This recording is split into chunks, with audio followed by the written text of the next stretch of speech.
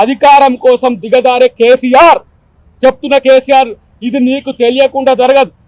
కేటీఆర్ మాట్లాడుతున్నా, హరీష్ రావు మాట్లాడుతున్నా, ఇలా చెంచాగాల లెక్క సుమన్లు మాట్లాడుతున్నా, రేపు ఇంకెవడు మాట్లాడుతున్నా సరే నీ డైరెక్షన్లోనే ఇట్లాంటివి వస్తాయి. కేసీఆర్కి హెచ్చరిస్తున్నాం, ఇట్లాంటి పార్టీని మీరు రద్దు చేసుకోండి.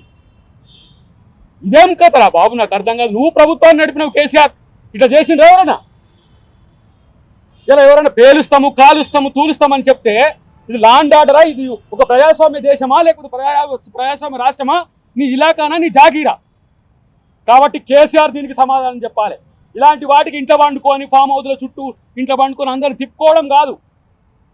దాంట్లో కుట్రలు పేలిస్తే ఖబర్దార్ కేసీఆర్ చెప్తున్నా. ఇలాంటి పనికిమాలిన నాయకుల్ని ముందు పెట్టుకొని ఇలా నువ్వు మళ్ళీ రాజ్యానికి వస్తా అనేది ఒక పొంకన నాకు అర్థం కావట్లేదు. పనికి రాని చెప్తున్నా కేసీఆర్, ఇది నీకే హెచ్చరిక. నువ్వు ఎక్కడైనా ఉండను, నువ్వు ఫామ్ హౌస్లో ఉండి ఎక్కడైనా ఉండు. ఇలాంటి పనికిరాని మాటలు, పనికిరాని చేతలు చేస్తే నిన్ను కూడా తరిమి కొడతారు, గుర్తుపెట్టుకో. నువ్వు విపక్ష నాయకుడు అయినవు, అసెంబ్లీకి రావు, తుర్రుమనిపోయి ఫామ్ హౌస్లో అంటారు. మొన్న ఒక ఆయన అంటుండీడ, పులాట వ్యవసాయ క్షేత్రంలో పడినదట. పులాట చేతగాక వ్యవసాయ క్షేత్రంలో పడినది, చేతగాక. కానీ ఇలాంటి యొక్క సంఘ విద్రోహ శక్తుల్లాగా బీఆర్ఎస్ కనుక చేస్తే మాత్రం తస్మాత్ జాగ్రత్త. ప్రభుత్వం కామ్గా కూర్చోదు, ఊరుకోదు. ఇష్టం వచ్చినట్టు చేస్తా అంటే ఊరుకోదు. తెలంగాణ ప్రజలు రెచ్చగొడతా అంటే ఊరుకోదు. నిన్న హరీష్ రావు మాటలు మాట్లాడుతున్నాడు, డ్రైవర్ను సస్పెండ్ చేసిందని. అరే మీరు ప్రతి ఒక్కరు రెచ్చగొడుతున్నారా బాబు? మీరు కేటీఆర్ ఒక వర్గాన్ని, హరీష్ రావు ఒక వర్గాన్ని, మీ పార్టీలో నడుపుకున్న కవిత ఒక వర్గాన్ని, మిమ్మల్ని అందరినీ రెచ్చగొట్టేది కేసీఆర్. రింగు మాస్టర్ అంటోడు కేసీఆరే.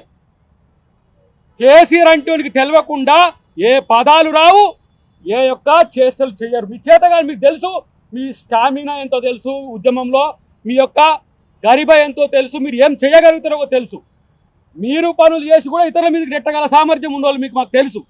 కాబట్టి కేసులు పెట్టకుండా ఇప్పుడు ఏంది సింగరేణి భవన్ పేల్చేస్తా అంటే, లేకపోతే పట్టాలను పేల్చేస్తామంటే ఆ మంచిదయ్యా నువ్వు పేల్చున్నాయన అని చెప్పి ప్రభుత్వం కూర్చుంటా. అది అట్లా కూర్చుందని ప్రభుత్వం, ఏ ప్రభుత్వం అని అట్లా కూర్చుంటుందా? కాబట్టి తస్మాత్ జాగ్రత్తగా ప్రజాస్వామ్యంలో ఉండేటప్పుడు ప్రజాస్వామ్యయుతంగా, రాజ్యాంగబద్ధంగా, చట్టబద్ధంగా, న్యాయబద్ధంగా వ్యవహరించాల్సిన సందర్భం ఉంటుంది. కేసీఆర్ నీ కొడుకు, నీ అల్లుడు చేయలేకపోతుందని చెప్పి ఇక నీకు మళ్ళా థర్డ్ జనరేషన్ చెంచాలందరినీ తెర మీదకి తీసుకొచ్చినా సరే, ఇలా మేము ఈ స్థితి ఎందుకు వచ్చినామని చెప్పి ఆత్మ పరిశీలన చేసుకోండి. ఫస్ట్ 10 సంవత్సరాలు పరిపాలిస్తే మీరు చేసిన అకృత్యాలకు, మీరు చేసిన ఫాసిజానికి, మీరు చేసిన ఫ్యూడలిజానికి తెలంగాణ సమాజం భరించింది. మాలాంటి నాయకుల మందరూ కూడా భరించినాం, జైల్లోకి కూడా పోయినాం.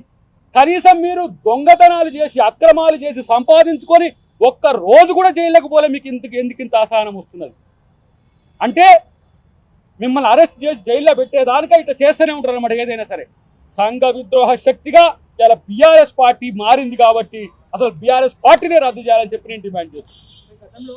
ఇవాళ రాష్ట్రంలో ఒక అప్రకటిత ఎమర్జెన్సీ నడుస్తూ ఉంది. ఇవాళ రాష్ట్రంలో ఒక నియంతృత్వ పాలన నడుస్తూ ఉంది. రైతులకు రైతు బంధు లేదు, వడ్లు వనుడు లేదు, నిరుద్యోగులకు ఉద్యోగాలు లేవు, నిరుద్యోగ భృతి లేదు, కరెంటు చక్కగా వస్తలేదు, హైదరాబాద్ మహానగరంలో మంచినీళ్ళు చక్కగా వస్తలేవు, ఊళ్ళు కానీ పట్టణాలు కానీ పరిశుభ్రత లేదు, ఊడ్చేటోడు తూడ్చేటోడు, లైట్లు, అసలు డ్రైనేజ్ వ్యవస్థ ఏది చక్కగా లేదు. మీరు చెప్పినటువంటి మహిళలకు 2500 ఇస్తామన్నది ఇచ్చింది లేదు, తులం బంగారం ఇస్తామన్నది ఇచ్చింది లేదు.